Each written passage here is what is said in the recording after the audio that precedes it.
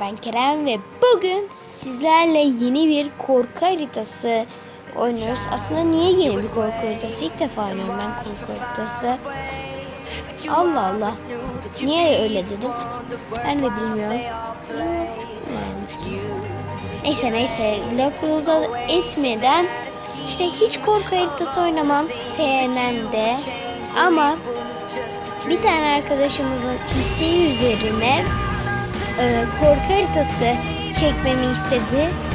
Ben de olur dedim. Hiç sevmem yani. Hayatımda korku filmi neyse bunu karıştırmayacağım. Neyse laf edemeyeceğim.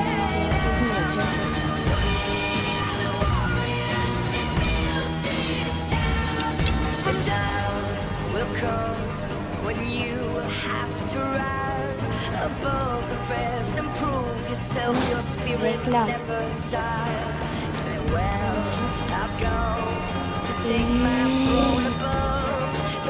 Gerçekten mi? Reklam koymayı bu kadar mı seviyorsun YouTube? Abi şaka gibi. Oyunun hepsi reklamlarla dolu. Ne oluyor? Korkunç değil de. Abi.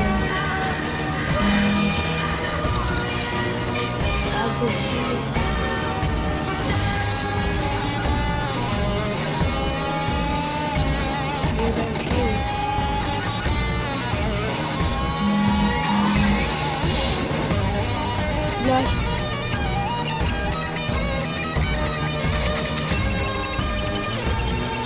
Olmadı bu. Niye kapıyı kilitliyorsun? Tövbe estağfurullah. Bir kere arkadaşım olsun gitsin. Umurunda mı? Zorunda mısın onu kurtarmaya? Niye kendini böyle manyak işleri yapıyorsun? Salak mısın?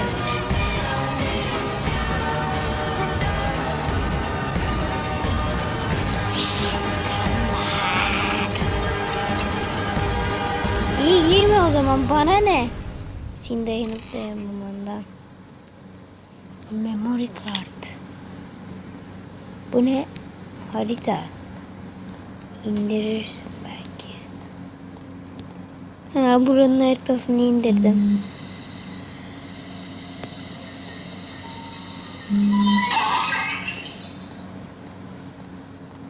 Tamam, arada bir içimden gün diyorum ama tutuyorum da kendim olabildiğince. İnsan böyle güzel bir müzik çalar be. Burada ne var? Aa, Samara. Samara. Selam. Nereye gittin lan Samara? Ne salla.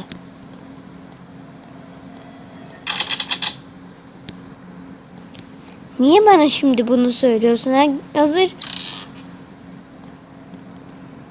Ve bana bunu söylemenin sırası mı şimdi? Hayır, sırası diyorsam sırası değil. Bu hiç korkutmuyor. Bazıları var, donuma sıçtırtıyor. Gerçekten mi? Bir de piksellenmiş hayalet gariban. Gariban bir de pikselli. Ne komik. Pikselli hayalet. Aha, anahtar buldum. Şükürler olsun. Anahtarı buldum, gidiyorum. Beni götürmemek için her şeyi yapacağını biliyorum ben senin. Ama ben daha iyiyim. Mesaj daha mı gelecek? Yok, gelmedi, hayır. Ne yapıyoruz? Ve aha, ayak izleri.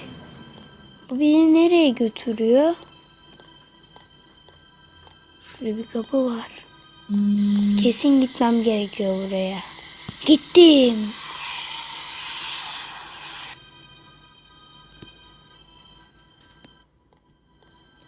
Aman Allah'ım.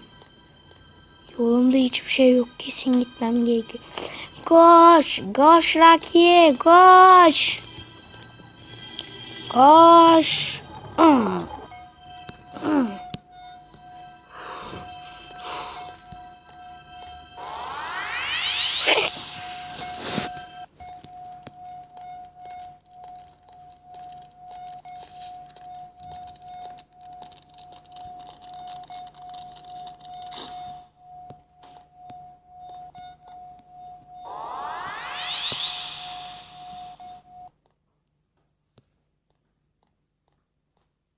Kadına bak ne biçim. Ve aha.